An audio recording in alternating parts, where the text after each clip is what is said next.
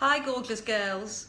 When you're stepping on and off the scales every week, every day, and the results are good, then you're on a winner. You have succeeded. But when you're on holiday, the sun is out, or you have a friend's birthday, or perhaps a neighbour's birthday, who cares, anybody's birthday, something that gets in the way of your success, in terms of the scales, jumping on the scales again, you suddenly become a loser. The scales appear and you are being judged. You are judged as a loser. And then that dreaded feeling rises up again. That head mindset that you can't change. A challenge, a setback, a struggle, a criticism from a loved one, or even a criticism from someone you really, really hate, can send you back into that spiral. I can't do it. I'm never going to do it. You start to consider, well, why bother? And reach for the comfort food. You have to learn to nurture and love yourself. And do that through food. Everybody does it. Everybody grabs the old packets of crisps or chocolate or whatever it is. And I've told you more than once that I do self-medicate with chocolate. When you feel bad, it is absolutely okay to look after yourself. And if that's with food, okay, deal with it. Accept where you are. Don't fight your inner critic. Don't judge yourself with those nasty scales. Instead, know why you are doing it and make plans to effect change and step off the scales and become the real you, the absolutely real gorgeous you. So a growth mindset is completely different from this fixed mindset. I can't do it, the scales keep telling me I'm a wrong 'un. But if you're in a growth mindset, if you know why you want to do something, if you think, yeah, I can do this, you change your whole belief, your whole structure, and things start to happen.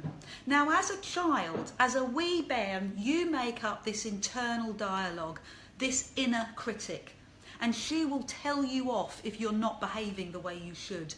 She's doing a job of caring for you. She might not be very good at it because she's only a kid, but when you created her, she didn't really have that much experience, so she used to die for the first thing that helped you. So go gently on her. Go gently on your inner critic. She was there for a reason. Look at your mode of behaviour, the way that you work, and give yourself acceptance. Give yourself love. And your inner critic, she might be harsh, she might shout at you, and she might beat you up mentally, but you just say to her, it's okay, I'm going to deal with that. She was created to keep you safe. And in the private gorgeous group, we name our inner critics. We give them names like Penelope, or Fiona, or Sheila, or Hillary. And by naming her, you identify who is talking to you, where the mind chatter is coming from, and decide if you're going to listen to Hillary today or whether you're going to ignore her. But by recognising her, you have the choice to listen. And you can ask her gently, it's okay, sit this one out, I'm in control, I can deal with this. A growth mindset is when you open up to growth and learning. You understand your inner critic, you accept that she's there, she's going to tell you off, but she's not going to berate you. Doesn't matter what the scales say because you're not going to jump on them. Instead, you've got a growth mindset. You're going to go places. You're going to keep learning about your body, your gorgeous body. Learning that the scales don't tell the whole truth. If you are making healthy food choices, the scales won't show that up immediately. If you're exercising more, the scales won't show that up.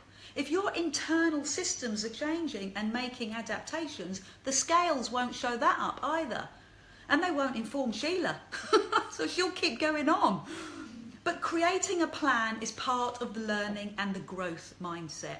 Vowing to never eat a hot cross bun won't work. It is useless. What does work is a vivid, concrete plan, a growth-orientated plan. Instead of hiding your insecurities, discuss them, You can discuss them in our private group. Find out how others have overcome their initial difficulties. What mental and physical techniques did they use? As you become more integrated into the Gorgeous team, you will realise that you are part of a group that wants you to grow. You are not judged and you are not belittled. Using simple, healthy eating habits and incorporating a simple exercise routine, you will begin to appreciate that by little, you are trying to put more effort into things and seeing that you get the rewards that you want. You do. Although you can slowly accept the idea that effort might be necessary, and you still can't accept that there's no guarantee, but if you stick with it, if you use stickability and stick with these habits until they become ingrained, it isn't long before you begin to enjoy putting in the effort. Trust me. Actually enjoy putting in the effort of the exercise, putting the effort in to learning. This becomes your source of personal satisfaction and growth. You are on the road to success forever. I just want to share one little thing from a gorgeous girl.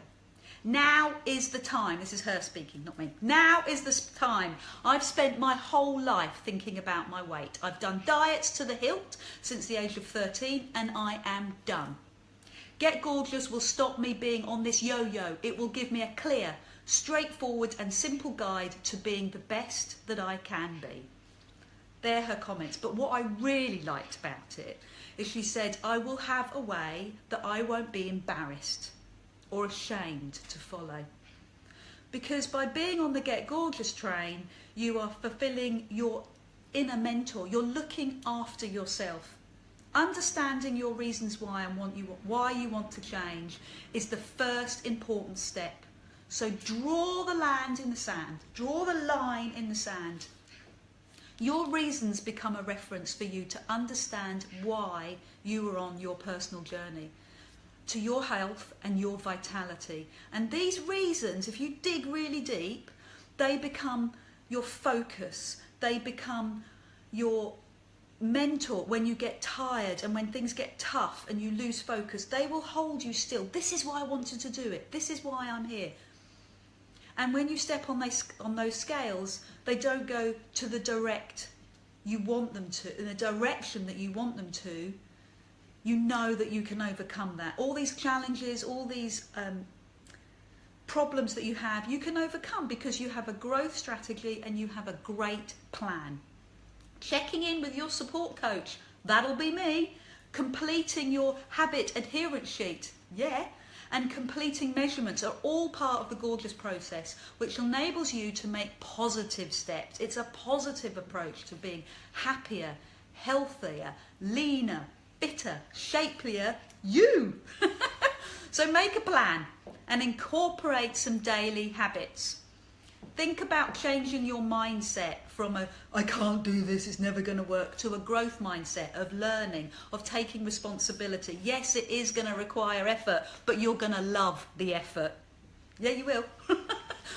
Where everything is possible, you can change the way you eat, the way you think about exercise, the way you fit it into your daily routine. Take that cycling challenge.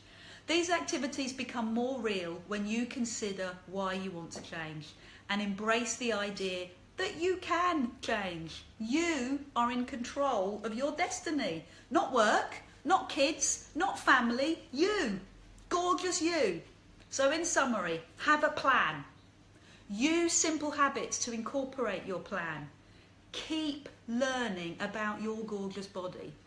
And use the support from me and the Gorgeous girls to help you. Stickability. Stick at it. How do you do it? Click my link, find out some more. Bye!